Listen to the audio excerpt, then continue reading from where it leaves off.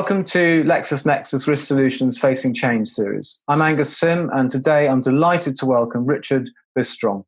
Richard is the CEO of Frontline Anti-Bribery. So, Richard, you are a former exec in the defence industry, and you've experienced both sides of the law. Can you tell us a bit about both what you do and why that experience gives you a unique perspective on the fight against fraud? Well, thank you, Angus. And hello from a nice sunny summer morning here in Connecticut. It's a pleasure to join you. So a little bit about my experience. I spent 10 years as an international sales vice president. I traveled all over the world. I was overseas for an average of 250 days a year for the better part of a decade. And for part of that time, I worked and resided out of the company's operations in the United Kingdom. So Angus, what I share is that frontline experience. What is it like to be tasked with commercial success in some very difficult, volatile, and complex parts of the world where we know there's corruption risk, and commercial teams and leaders might think they're in the middle of competing corporate objectives between that pressure to succeed and the pressure to comply? Now, we don't want anyone ever thinking they have to sacrifice integrity to succeed. So what I try to do with organizations is make some difficult issues discussable, to surface some unknowns and take this journey into the commercial mindset to help organizations and their teams make principled decisions in what we know is a very complex world. A previous interview of ours, Richard Fenning, previous CEO of Control Risks, talked about the challenge of leadership in a crisis like this. I know you talk about unfreezing the middle, which I think is in the context of what you just said, but perhaps you could elaborate on that a little bit. I think this is an extremely important time for business leadership, because when ethical expectations are coming out of the voice of business, they sound so much louder and stronger that responsible business practices isn't a support function, that it's a part of how we do business. So I think this is a time where we have to really be on the lookout for what I call passive leadership and ambiguity, which can send a loud yet unspoken message to the workforce to do what it takes to get business back. And we don't want anyone thinking that a license to succeed is a license to take shortcuts.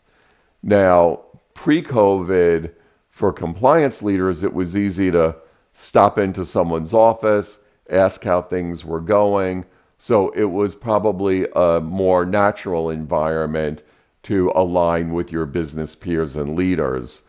Now, I think in this respect, it's not just being virtually present. I think you might have to virtually intervene to make sure that when goals, objectives, incentives are being discussed, those are all issues with serious risk implications and compliance implications that you, as a risk assessor, needs to be at that table, even if there isn't a table. And a large part of our audience is compliance and risk professionals. Do you have a particular message for them in how they avoid, as you put it, getting frozen in the middle, especially when in this virtual times there's no room, there's no room to be in anymore. It's virtual. That's right. Those messages can get frozen in the middle. And what research has demonstrated is that even the best intention and well-resourced compliance program can get distorted, diluted, or discarded at that middle level of the organization, regional managers, functional managers, because those are the people who have the volume of the importance of getting business done, and also they control the volume of the importance of how business gets done. One of the features of the digital transformation that we see going on at the moment is that one of the impacts is it breaks down silos within organizations that were previously more separated and more segregated. Is that going to help, do you think, deliver or help businesses deliver better services whilst at the same time reducing fraud and risk? I think it touches on what you've just said. So I think that digital transformation can break down silos, but we need to be careful because risk is not going to emerge evenly. In some organizations, there's going to be tremendous changes in the supply chain, right? Where new vendors have to be onboarded and vetted. So risk is not going to emerge evenly. And I think that, yes, our digital world can break down silos of communications, but we have to be proactive and aligned because as a compliance leader, if you're not engaged and aligned with your business peers, whether they're in procurement or sales, you're not going to see these new emerging risks. So yes, this might be a time to reassess where you're putting your resources. You might not need to double down on that travel and entertainment policy that you were working on pre-COVID, but you might need to shift those valuable and important resources to onboarding and due diligence right now. And this is more than just what's legally required. The reputational risk right now of who we do business with has never been more important. And we have seen plenty of lawful but awful decisions being made by multinationals in this crisis environment.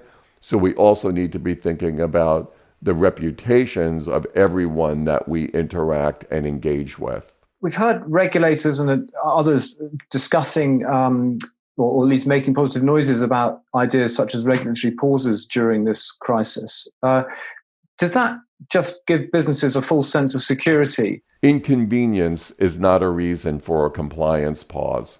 And we really need to be careful from a control function perspective that business leaders are distracted right now, and rightfully so.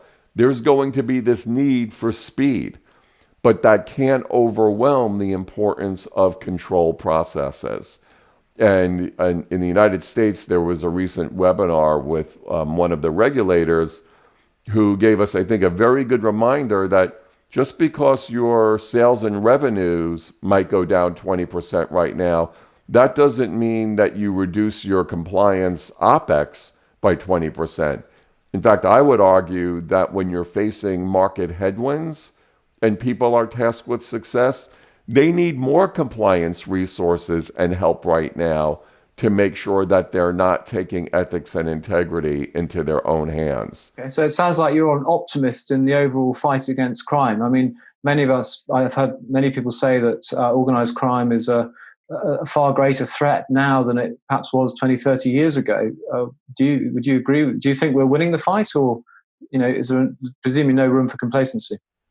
So are we winning the fight against fraud and corruption?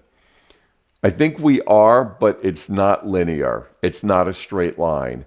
It's having, and it's going to continue to have, peaks and valleys, but the direction is certainly really tremendous. And part of that is the prosecutorial toolkit has become so robust over the past decade.